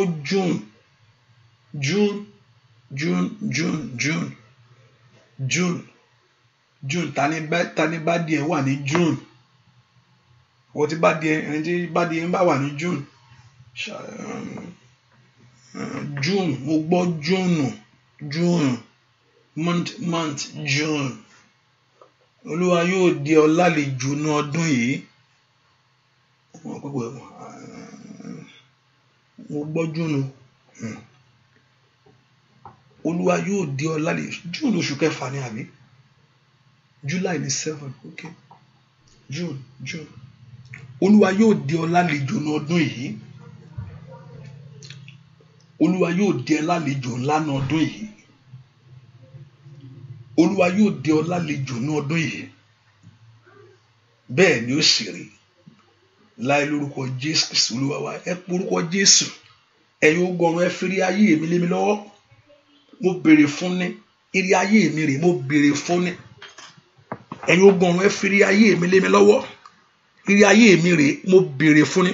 Mo ní ohun tọ́lọ́run ní dáhùn. That's why you need to. Ọlọ́run is not a Father Christmas. I know that. God is not a Father Christmas. I know that. But I know certain things is needed in your life. Àwọn kan certain things is needed. Ẹ tó wà lórílẹ̀-èdè tó ń wá ìwé ìgbélùú. Ó dandan kó níwèé. Báwo ló ṣe fẹ́ ṣiṣẹ́? Ṣé n tó fẹ́ bí ọmọ báwo ló ṣe fẹ́ bí ọmọ aláìrọ́kọ? Something is needed in your life. Is needed in your life. Ẹ pariwo Jésù. Olúwa mú lé mi lọ́wọ́. Rí báwo sàndèrè àwọn ṣáàrí òkú tàrí àbọ̀. Ẹ̀yin ogun ọ̀run ẹ mú fún mi. Ẹ̀yin ogun ọ̀run ẹ mú lé mi lọ́wọ́. Ẹ̀yin ogun ọ̀run ẹ fi fún mi. Ẹ porúkọ Jésù. Nínú ọdún yìí ni. Ẹ̀yin ogun ọ̀run ẹ mú lé mi lọ́wọ́. Give it to me, O God. Ẹ̀yin ó ní ẹni tí ń béèrè ọ̀rọ̀ Ọlọ́run ni. Àbí tó bá ń jọ̀rọ̀ èèyàn. Ó ní ẹni tí ń béèrè ní rí gbà. Ẹ mú lé mi lọ́wọ́. Nínú ọdún yìí ni. Ó yá. Ẹ̀yin ogun ọ̀run ẹ fi àyè gba ayé mi. Nínú ọdún yìí ni. Ẹ fàyè gba ayé àwọn ọmọ mi. Ìyanu mi ṣẹlẹ̀. Let my miracle happen this year. Ìyanu mi ṣẹlẹ̀. Let my miracle manifest this year. Ìyanu mi ṣẹlẹ̀. Nínú ọdún yìí ni. Gbọ́ àdúà lórúkọ Jésù Kristi. Olúwa wa. Oh, masando rosata la baba. Metoli ababo setole kelebo. Maseke telebo kopala bakataka pakataka. Masetelebo kopayaba. Mayeke telebo sondola bakaba. Masondo kototo legaba. Masonto tole kelebo. Ola bayaka libakata. Oh, mayano rekoshe n'ọdún yìí. Oya ire mi máa bọ̀. Ire mi máa bọ̀. Máa bọ̀ lọ́dọ̀ mi. Ire mi máa bọ̀. Oya ire mi máa bọ̀. Ire mi máa bọ̀. Máa bọ̀ lọ́dọ̀ mi. Ire mi máa bọ̀. Ire mi máa bọ̀. Ire mi máa bọ̀. Máa bọ̀ lọ́dọ̀ mi. Ire mi máa bọ̀. Oya ire mi máa bọ̀. Ire mi máa bọ̀. Máa bọ̀ lọ́dọ̀ mi. Ire mi máa bọ̀. Ire mi máa bọ̀. Ire mi máa bọ̀. Máa bọ̀ lọ́dọ̀ mi. Ire mi máa bọ̀. Oya ire mi máa bọ̀. Ire mi máa bọ̀. Máa bọ̀ lọ́dọ̀ mi. Ire mi máa bọ̀. Owó mi máa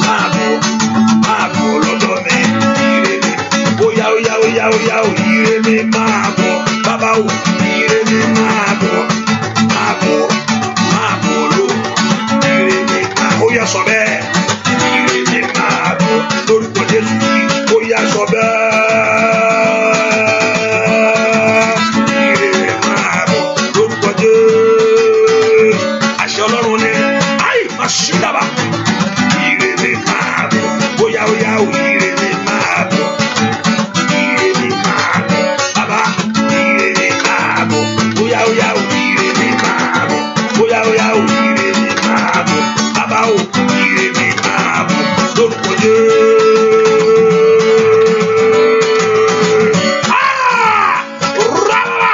Oya oya o ire mi máa bọ̀ bàbá mi máa o ire mi máa bọ̀ àṣẹ ni ire mi máa bọ̀ oya oya o ire mi máa bọ̀ bàbá mi máa ire mi máa bọ̀ oya oya ire lórúkọ Jésù.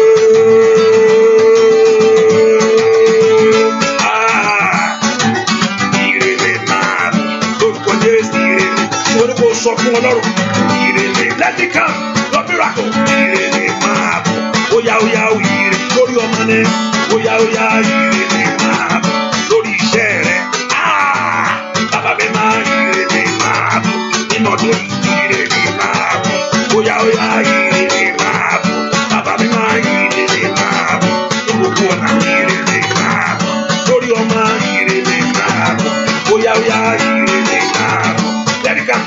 Ire mi máa bọ̀ máa bọ̀ ní ire mi máa bọ̀ oya oya ire mi máa bọ̀ oya oya ire mi máa bọ̀ hallelujah.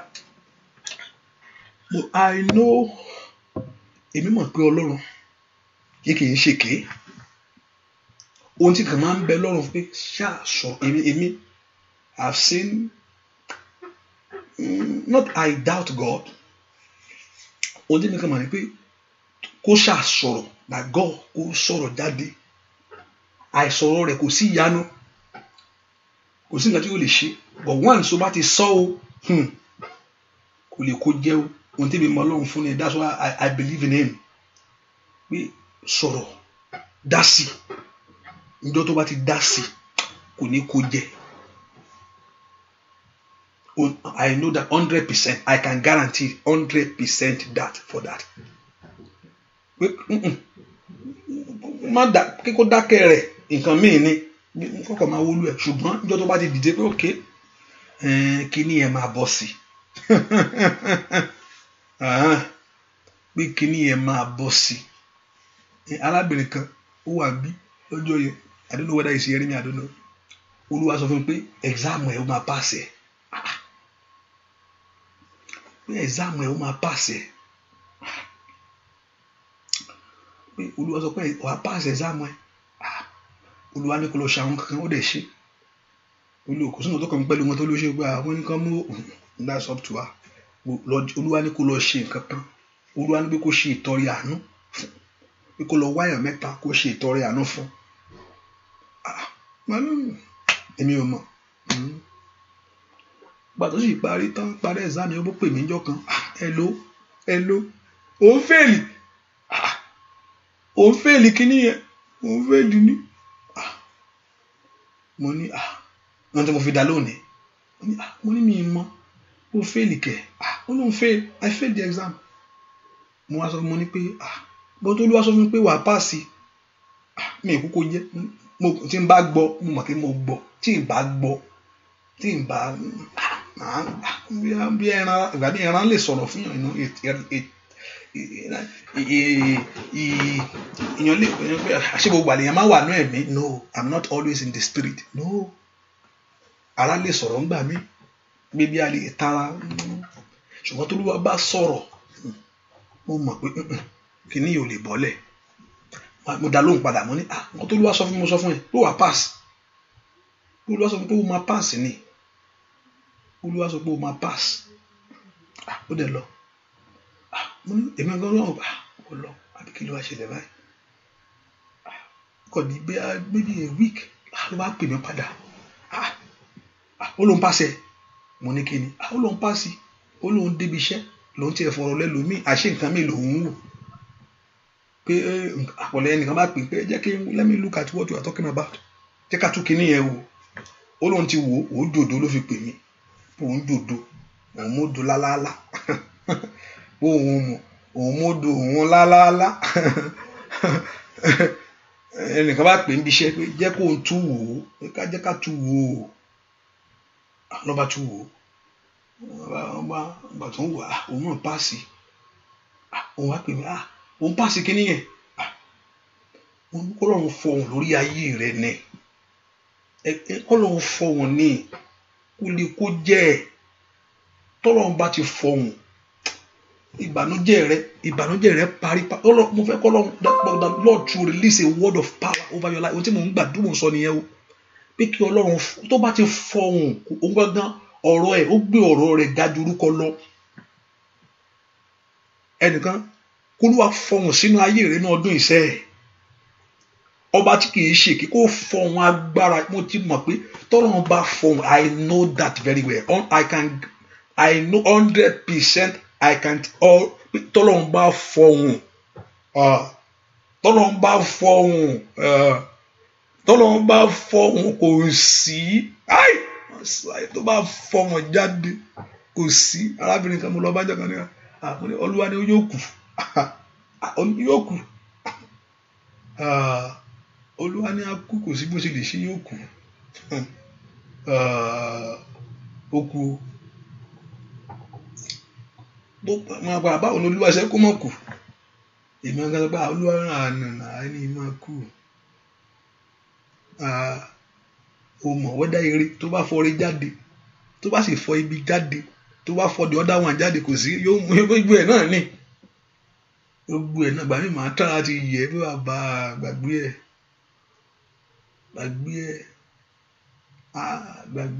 bí ó ṣe máa ṣẹlẹ̀ nìyẹn. Hallelujah. Tí èèyàn bá ń lọ ibìkan, tó bá sọ pé òun lọ ibìkan fún mi, tó bá sọ̀rọ̀ once báyìí, tí n bá á wá báyìí ó tán ni mo ti mọ nǹkan tó máa ṣẹlẹ̀. Mo lè fàdúrà gbé o, mo lè fàdúrà máa tì í bò lójú ẹsẹ̀, tí ó bá ti là lọ́kàn mo ti mọ̀. Ẹni tó dẹ̀ máa tó gbére náà lọ́dẹ̀ máa jáde. Ó bá ń lọ ibìkan, àwọn ìgbà míì láìkẹ́ yẹn máa bá mi sọ̀rọ̀ pé tó bá ti sọ, ó bá ti tó ní parí ọ̀rọ̀ báyìí màá ti mọ̀. Mo lè máa sọ̀rọ̀ ní orúkọ Jésù and I use from màá fẹ́ lo ìgbàgbọ́ lórí ẹ̀ lórúkọ Jésù, Olúwa bá wí, Olúwa jẹ́ result rẹ̀ nu.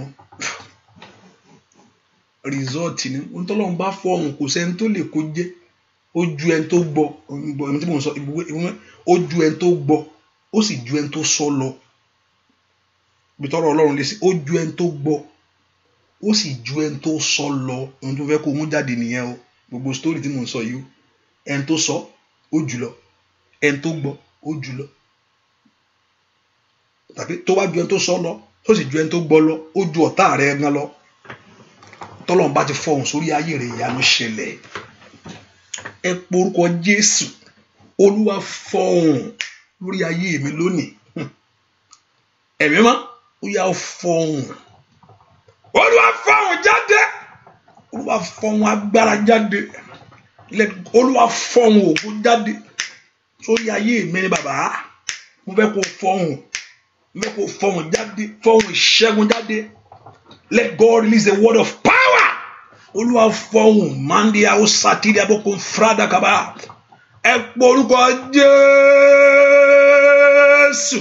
Ó yá fọhùn jáde. Nanda asataya abokafayaba.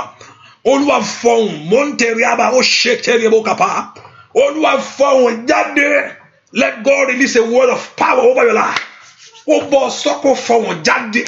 Orúkọ Jésù gbọ́ àdúrà lórúkọ Jésù Kristi Olúwa wa. Mi sọ pé k'Olúwa fọhùn jáde through me to you. That's what I'm saying. So máa rò pé bóyá mo fẹ́ sọ̀rọ̀ ìran kan fún ọ, mi sọ̀rọ̀ ó lè sọ fún wọn gangan kó gbọ́. Hallelujah. Ó lè sọ fún wọn gangan kó fọhùn jáde kí etí rẹ náà gbọ́ ni. Ìdí mo pé God so you are waiting for me to say something. No, that's where I'm going. K'Olúwa kó fọhùn jáde to speak to your life. Ìwọ gan bó ṣe ń gbàdúrà kó o sì gbọ́ ní etí rẹ tàbí kó o gbọ́ nú ẹ̀mí rẹ ọ̀ kó o gbọ́ yóò bọ̀ sí pé yóò bọ̀ sí kò sí ohun tó lè gbọ́ o lè gbóhùn Ọlọ́run gbogbo yẹn Ọlọ́run bá sọ̀rọ̀. Ìwọ ló tí mọ channel tó fi ń bọ́ ọ sọ ni. Hallelujah. Lọ mọ channel tó fi ń bọ́ ọ sọ. Know the channel. Kò sẹ́ni tọ́lọ́run kì í bá sọ̀rọ̀. Gbogbo èèyàn Ọlọ́run bá sọ̀rọ̀. O tí study channel tó fi ń bọ́ ọ sọ ni. Go and look at the channel. Lọ́wọ́ bóyá channel 5 ló wà. Hallelujah. Bóyá channel 1 ni ló mọ tí wọ́n ń jù sí ọ. Lọ study channel. Òun ignore channel tiẹ̀ ni. Òun ignore channel rẹ ni. Go and look at your own channel. Channel wo ló gbé lé ọ lọ́wọ́? Bóyá number 1 ni, bóyá number 2 ni, bóyá number 3 ni bóyá number 4 ló ti ń bọ́ ọ sọ kò sẹ́ni tọ́lọ́run ò ń bá sọ̀rọ̀ ohun tí ń bá sọ fún ilé nìyí is a confirmation ohun tọ́lọ́run sọ fún ọ. If I'm saying anything to you, I'm confirming what God is telling you. So kò sẹ́ni tọ́lọ́run bá sọ̀rọ̀ pé wòlíì kan ni kó bá mi sọ wòlíì nǹkan ni kó bá mi ṣe irọ́ ni gbogbo ẹ̀ Ọlọ́run bọ́ ọ sọ̀rọ̀ ìyẹn náà ni pé kò ṣe kò náà ni kò di is another one again not also to be proud about it again to have àwa náà Ọlọ́run máa ń bá wa náà sọ̀rọ̀ náà kó lọ mọ bú pásítọ̀ rẹ̀ ìyá phase 2 nù hallelujah ìmọ̀ bó ń gbóhùn Ọlọ́run náà o kò wá kí pásítọ̀ chọ́ọ̀chì rẹ̀ kó máa ń kí dádì kílẹ̀ ń gbọ́ kílẹ̀ ń sọ pásítọ̀ èmi náà Ọlọ́run mo ti rárá bìnrin kan náà rí pé tó ń sọ sọkúsọ ọjọ́ kan èmi kọ́ ló ń sọ sí I was just there I was talking to another pastor I was sitting down and gbogbo ọ̀tá bá sọ báyìí gbogbo ẹ̀ ló máa ń jẹjẹ pé kílẹ̀ máa ń sọ ẹgbẹ́ pé wọ́n náà nù ìyá phase 2 náà kò mọ̀ mú lójú pálí Ọlọ́run bọ̀ sọ òótọ́ ni àwa náà máa ń gbóhùn Ọlọ́run lọ Pharaoh lọ Aaron àti Kórà àti Àbáráyámù àti Dátánì wọn náà ń gbọ́ náà ni Ọlọ́run sọ pé ẹ ò lè gbọ́ ẹ lè máa ń gbọ́ ṣùgbọ́n ó yàtọ̀ síra wọn o ọ̀pọ̀lọpọ̀ ìránṣẹ́ Ọlọ́run ló fi ń ta yín a máa fi ta yín ọ̀rọ̀ a máa sọ̀rọ̀ sí ìránṣẹ́ Ọlọ́run I don't say you should honor God not them I'm not like but ìgbẹ̀yìn ò ń dá kò sí even though tí èèyàn ti ẹ̀ ń sọ̀rọ̀ tí ìránṣẹ́ Ọlọ́run ṣe nǹkan tó bad even though tọ́mọ ní kejì ó sọ pé you correct in love ohun tí Bíbélì sọ nìyẹn o tí n bá ṣe nǹkan tó bad nísìn it's not that you should not say the truth it's good for you to say the truth but you say it in love not in hatred or not to put down what's the purpose of you saying it kí ló ń sọ kí ni ìdí tó fi ń sọ is it to put the person down or to insult the person ẹni tó bá ń ṣe bí Ọlọ́run ò sí lẹ́yìn no matter what he's saying wọ́n tó sì ń gbọ́ ẹ̀yin náà tẹ́ máa ń gbọ́ tẹ́ ń rẹ́rìn anyanyanya ìwọ náà ò ń kónú rẹ lọ́nu díẹ̀díẹ̀ ló ń kó èèyàn ń dá sí mi sẹ́ kéèyàn bá sọ̀rọ̀ òtítọ́ you say the truth I don't say that ṣé ká máa sọ̀rọ̀ mọ́ ni ẹ sọ̀rọ̀ ẹ sọ but you say it in love kò sí ẹ bá wo ẹ máa rí dáadáa ẹ máa rí nǹkan tí ó ṣẹlẹ̀ ẹ máa wo just a movie ni ẹ máa wo the end rẹ̀ kò sí pé o bá máa sọ̀rọ̀ kọ́lọ́run sọ́nù rẹ̀ tó o sọ out of love tó o sọ béèrè pé ìjọ tó bá ti dẹ́kun láti bàyàn jẹ́ ìjọ yẹn lọ́lọ́run yóò bẹ̀rẹ̀ pẹ̀lú ẹ mi ní kéèyàn bá sòótọ́ ẹ sòótọ́ ẹ bá sọ ẹ má bẹ̀rù pásítọ̀ sọ nǹkan tó yẹ kó o sọ mi ní kó o mọ̀ sọ bọ̀ mọ bó ṣe sọ ni mọ bó ṣe sọ ọ̀pọ̀lọpọ̀ ti forí kó nǹkan mọ bó ṣe sọ mi ní ká má bẹ̀rù ránṣẹ́ mi ní kó má bẹ̀rù ránṣẹ́ lọ́wọ́ mi ní kó má bẹ̀rù you have your own freedom to do whatever you want ṣùgbọ́n ẹ jẹ́ ká wo dáadáa ká wo scripture yẹn whatever you want to do say it in love what is the purpose of telling your friend ọ̀rẹ́ ẹ̀ gan tó ń sọ̀rọ̀ fún kí ni ṣé láti put it down ni or láti sọ dẹni yẹ̀yẹ́ láwùjọ ó lè tọ́ ni what is the reason of you saying it kí ló ń sọ fún kí ni reason tó fi ń sọ what that kí ló fẹ́ gain in bẹ́ẹ̀ and when you are saying it how are you saying it báwo ló ṣe ń sọ báwo ló ṣe ń sọ ó mọ̀ yàtọ̀ síra wọn báwo ló ṣe ń wí mi ní kó mọ́ wí ọgbọ́n ni gbogbo rẹ̀ ń forí kó nǹkan ẹ máa wo ẹni mo kú sọ bẹ́ẹ̀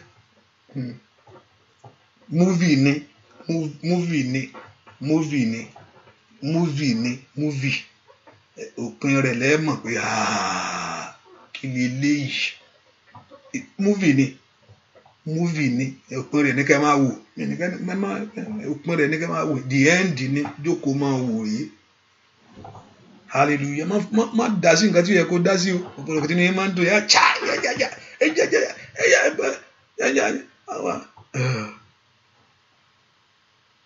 má dá sí nǹkan mi kẹ́ má sòótọ́. I'm not saying you should fear of a man of God. I don't say you should fear of, say the truth, but say it in love. Ó jẹ́ kí èèyàn mú òtítọ́ bí pé èèyàn ó mú òtítọ́ èèyàn á sọ yẹn dòmìnira. But how do you want to let people know the truth? But in love, gbogbo ẹ̀ nínú ìfẹ́ ni.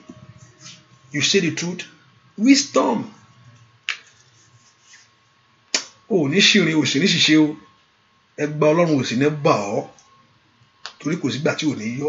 Bèrè ẹni tó rán ṣẹ́ ló mọ̀. Ṣolúwa ló rán ó lè ro nǹkan. Èèyàn lè ro nǹkan kó gbé dìde fún ara rẹ̀. But Ọlọ́run, ṣé Ọlọ́run wà nù rẹ̀? Ṣé Ọlọ́run wà nù tó ń sọ yẹn? Ṣé Ọlọ́run wà ń bẹ̀? Ṣó gbélé ọ lọ́wọ́ kó sọ bẹ́ẹ̀? Ṣó fi rán ọ? Tó o bá fi rán ọ, ó báyà bá ń bẹ̀ ni. Ṣùgbọ́n tó bá fi rán ọ, kò sí ẹni tó fi rán ọ náà ni ó dùn tì ọ́. O kàn wo nǹkan kan jẹ́ ń gbórí jẹ́ ń tẹ́rí sí. Ó jù ọ́ lọ o. Ó jù ọ́ lọ. O ò ní gbégbékúgbé. Ẹ máa wo ẹni ni mo sọ. Múvì ni òpin rẹ̀ lẹ́ẹ̀rí pé the end rèé. Bẹ́ẹ̀ ni mo wí. The end lẹ́wọ̀ múvì ni ẹ máa wo múvì lọ. Ẹ máa wò lọ múvì ni. Ẹ porúkọ Jésù. Ọwọ́ Ọlọ́run kàn mí lónìí. Jẹ́ n rí àánú rẹ̀. Ọ̀rọ̀ rẹ kó wá sí ìmúṣẹ lórí ayé mi. Ọ̀rọ̀ rẹ kó wá sí ìmúṣẹ lórí ilé mi. Ọ̀rọ̀ rẹ kó wá sí ìmúṣẹ nínú ayé mi. Let your word come to pass in my life. Let your word come to pass. Ọ̀rọ̀ rẹ kó wá sí ìmúṣẹ. Bring your word to pass in my life. Olúwa jẹ́ kí ọ̀rọ̀ rẹ kó wá sí ìmúṣẹ. Ìlérí ọ̀rọ̀ rẹ kó ṣẹ nínú ayé mi. Gbọ́ àdúrà lórúkọ Jésù Kristi. Olúwa wa ẹnìkan ó dojú délẹ̀ ni. Ṣùgbọ́n Ọlọ́run máa gbé ojú rẹ sókè padà. Ẹnìkan ó dojú délẹ̀ báyìí. Ṣùgbọ́n Ọlọ́run yóò ṣí ojú rẹ sókè padà. Yóò ṣí ojú rẹ sókè padà fún rere. Ó dojú délẹ̀ ni. Your face is facing down, but the Lord will turn your face up again. Ọlọ́run yóò gbé ojú rẹ sókè padà. Bẹ́ẹ̀ ni ó sì rí. Láì lórúkọ Jésù Kristi. Olúwa wa, ask God for what you need. Bẹ́ẹ̀ ni tó fẹ́ lọ́wọ́ Ọlọ́run. Ask the Lord for what you need. Bẹ́ẹ̀ ni tó fẹ́ lọ́wọ́ Ọlọ́run. Olúwa kó ṣe. Olúwa kó ṣe. Olúwa kó ṣe bẹ́ẹ̀. Let God do it for you. Let God open those doors for you.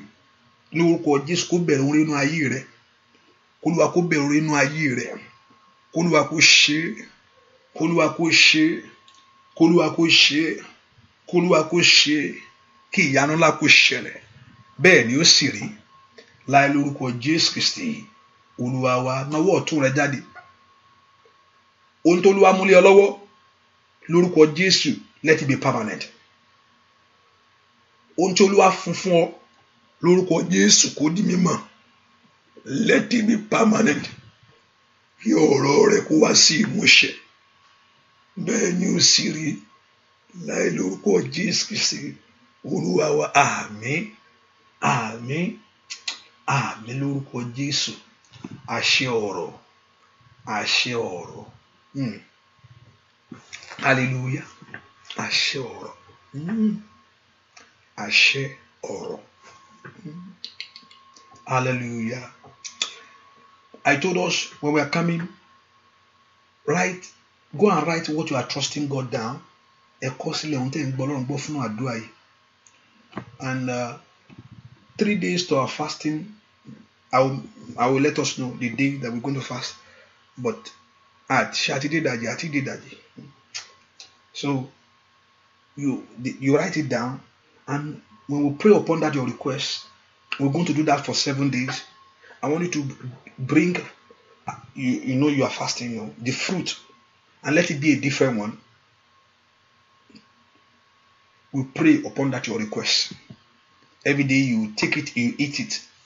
You take it, you eat it.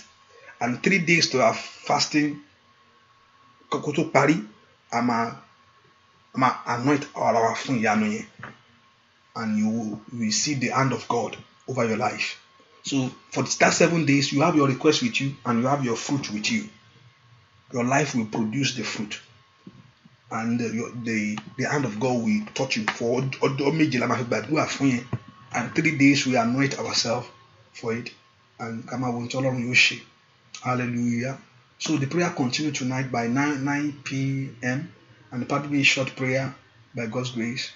Only and tomorrow we have by 9 the Yoruba section, and also no, it's not starting tomorrow. The fruit is not starting tomorrow. No, it's not starting tomorrow. No, I will announce to us. It's not starting tomorrow. No, it's not starting tomorrow. It's not starting tomorrow. The fruit is not starting tomorrow. No. So make sure you use the water today, and the Lord Jehovah God will touch you. Mo gbàdúrà lórúkọ ìyanu kó ṣẹlẹ̀. Àdúrà yín kó gbà. K'Olúwa kó ṣí yín lójú ẹ̀mí. K'Olúwa kó bá yín sọ̀rọ̀. K'Olúwa kó ṣí yín lójú ẹ̀mí. K'Olúwa kó bá yín sọ̀rọ̀. I pray that God talk to you. Let God hear the voice of God. Hear the voice of direction.